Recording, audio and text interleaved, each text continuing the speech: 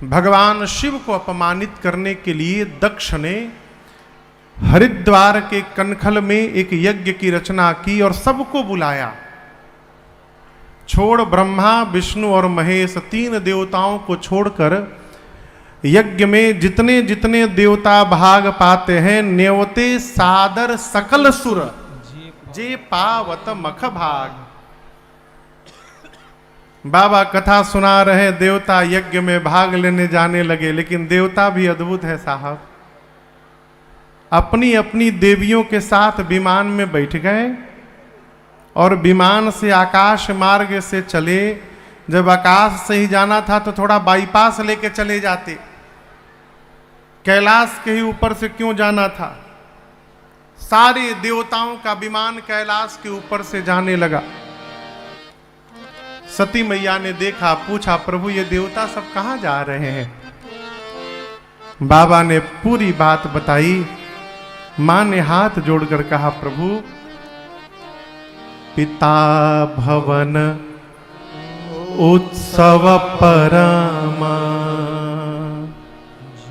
जो प्रभु आयसु हो तो मैं जाऊं कृपा सादर देखन सो। मां ने कहा, प्रभु पिताजी के घर में उत्सव है, यदि आपकी आज्ञा हो तो मैं एक बार उत्सव देखने के लिए पिताजी के घर चली जाऊं। अब यहां एक बड़ी सूक्ष्म बात मैं आपसे निवेदन करूं। शंकर जी को सती मैया को जाने के लिए मना करना है, ठीक है, लेकिन कैसे मना करना है ये ढंग देखिए।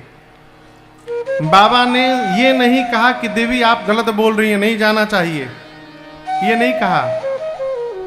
जैसे मैया ने जाने की अनुमति मांगी, शंकर जी मुस्कुरा कर बोले, देवी आपने बहुत अच्छी बात कही, आपकी ये बात मेरे मन को बहुत अच्छी लगी। कहे उनीक मोरेहु मन भावा। लेकिन एक बात बोले, देवी आपका जाना उचित नहीं होगा। क्यों?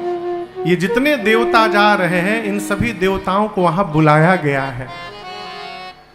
आपके पिता ने मेरे से बैर है, तो मेरे से बैर होने के कारण आज अपनी बेटी को भी नहीं बुलाया। हमारे बैर तुमहु बिसर आए, भूल गए। शंकर जी से काहे बैर है दक्ष को? देखिए, जिस मनुष्य को सम्मान की भूख रहेगी, वो उसके लिए पूरे संसार से दुश्मनी हो जाएगी। क्यों? जहां जाइएगा सम्मान की टोपी पहन के जाइएगा। हम जाएंगे हमारा सम्मान होगा, नहीं होगा आपने हमारा अपमान कर दिया, आप हमको माला नहीं पहनाए। अरे किसने कहा था कि आप सोच के आइए आपको माला मिलेगी? यहां पर सम्मान की कल्पना ही हम जहां जाते हैं हमको अपमानित करा देती है, इसलिए सम्मान से परे रहिए।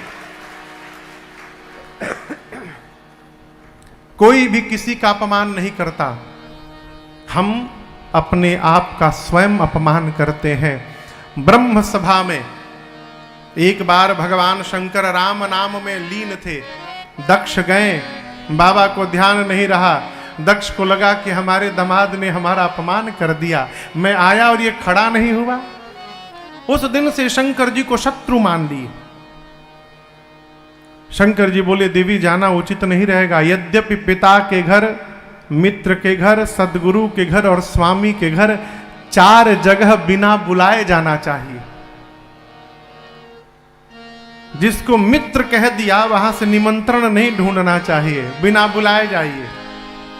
लेकिन देवी यदि अपमानित करने के लिए नहीं बुलाया गया है तो मैं कहता हूं, तहां गए कल्याण न हो। वहां जाने पर कल्याण होने वाला नहीं है। बाबा मना किए, लेकिन हमारा माई मानत नहीं है। वो मैया जिद पे है, अड़ी है कि जाना है। अंत में बाबा ने अपने 2 मुख्य गणों को साथ में लगाकर पार्वती मैया को विदा किया। और आपको बताऊं, सती मैया अपने पिता के घर गई, कोई नहीं मिला। घर वाले देखे तक नहीं सती मैया को। आप कल्पना करिए, बेटी, क्षमा करिएगा, 80 साल की बूढ़ी माई, कितनों घुटना में दर्द हो, जब बात आ जाए मैके जाने की, सारा दर्द गायब। क्षमा करिएगा, मैके जाने के नाम पर जो चेहरे पर आनंद होता है वो साहब है। सती मैया पिता के घर गई होंगी। आप कल्पना करिए कितनी मन में कल्पना होगी। लेकिन गोस्वामी जी कहते हैं, पिता भवन जब गई भवानी, दक्ष के डर के मारे किसी ने सम्मान तक नहीं किया, मिला तक नहीं कोई। छोड़ एक को, एक मिली। जानते कौन? जन्म देने वाली मां मिली हो। ये प्रसंग कहता है, दुनिया हमको छोड़ सकती है लेकिन हमको जन्म देने वाली मां कभी नहीं त्याग सकती। प्रसूति मैया आकर सती मैया से मिली, बहनें भी मिली, परंतु गोस्वामी जी कहते हैं भगिनी मिली बहुत मुस्कुराता, बहुत मुस्कुरा मुस्कुरा कर मिली। मुस्कुराना ठीक है, बहुत मुस्कुराना ठीक नहीं है, व्यंग हो गया। सती मैया ने मां से अनुमति लेकर यज्ञ मंडप की परिक्रमा लगाई और देखा यज्ञ में मेरे पति के लिए कोई स्थान नहीं बना। पूरा शरीर क्रोधाग्नि में भभक उठा मां का। मां देवताओं पर, मुनियों पर दपट पड़ी, बोली जितने ऋषि मुनि बैठे हैं ध्यान से सुनिए मेरी बात।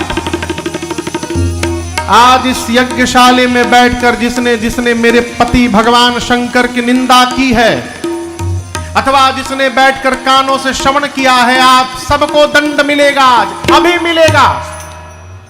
मर्यादा कहती है जिस सभा में शंकर की, संत की और श्रीहरि की निंदा हो रही हो और यदि तुम वहां पर बैठे हो, यदि भुजाओं में शक्ति है तो निंदा करने वाले की जिह्वा काट दो। शक्ति नहीं है तो कान बंद करके वहां से चले जाओ। मेरे पति केवल मेरे पति नहीं है, शंकर जगत के पिता हैं। और आज इस मंदमती मेरे पिता ने मेरे पति का अपमान किया है। आज के बाद मैं इसकी बेटी के रूप में जीवित नहीं रहूंगी। इतना कह के सती मैया ने दाहिने पांव के अंगुष्ठ से शरीर में योगाग्नि को प्रज्वलित करा के और मां ने सबके सन्मुख अपने आप को जलाकर भस्म कर दिया। मां का पूरा शरीर योगाग्नि में जल उठा हो। जितने देवता मुनि थे कांपने लगे। शंकर भगवान ने पता चला वीरभद्र को भेजा है। वीरभद्र आए, सबसे पहले यज्ञ के आचार्य की दाढ़ी नोची। बोले बिना शंकर जी को बुलाए आचार्य बने हो? किसी का आंख फोड़ा, किसी का दांत तोड़ा, किसी का पांव तोड़ा। दक्ष के सर को पकड़ा वीरभद्र ने, हाथ से घुमाया और धड़ से सर को उखाड़कर अग्नि कुंड में ले जाकर मानो पूर्ण आहुति कर दी, यज्ञ की स्वाहा कर दिया।